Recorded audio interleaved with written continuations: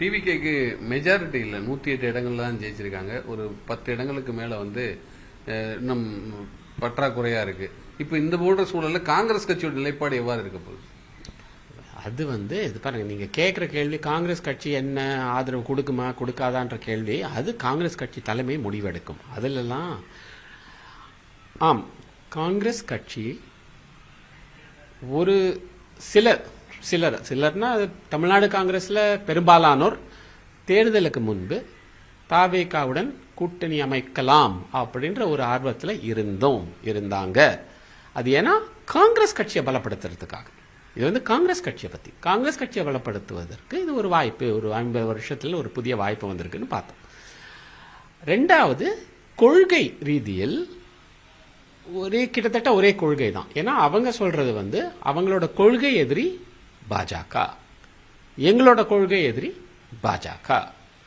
அவங்களோட எதிரி எங்களோட எதிரி ஒன்று. So enemy of a enemy is a friend அப்படின்வாங்க இங்கிலீஷில். அந்த மாதிரி ஸோ அந்த கொள்கை ரீதியில் எங்களுக்கு நிச்சயமாக நாங்கள் ஒரே இதில் தான் இருக்கோம். அது பொலிட்டிக்கல் கூட்டணியா இல்லை பொலிட்டிக்கல் அலையன்ஸாக மாறுமா, அது தலைமை தான் முடிவெடுக்கும். தேர்தலுக்கு முன்னாடியே நீங்கள் அந்த முயற்சியில் இருந்தீங்க, அதை வெளிப்படையாகவும் சொல்லியிருந்தீங்க.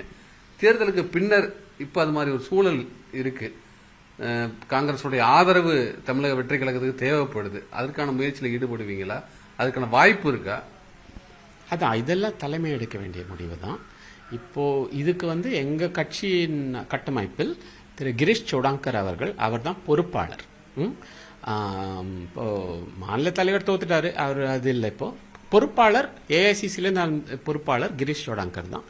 இது அவர் மூலமாக தான் எங்க தலைமை எல்லா முடிவும் எடுக்கும். இந்த கூட்டணி ஆட்சியில இடம்பெறணுங்கிறது நிர்வாகிகளோட விருப்பமா இருக்கா? இப்பவும் இல்ல, கூட்டணி ஆட்சின்றது அதாவது என்னன்னா, அது பாருங்க, விருப்பம்னா நாங்க ஒரு அரசியல் கட்சி.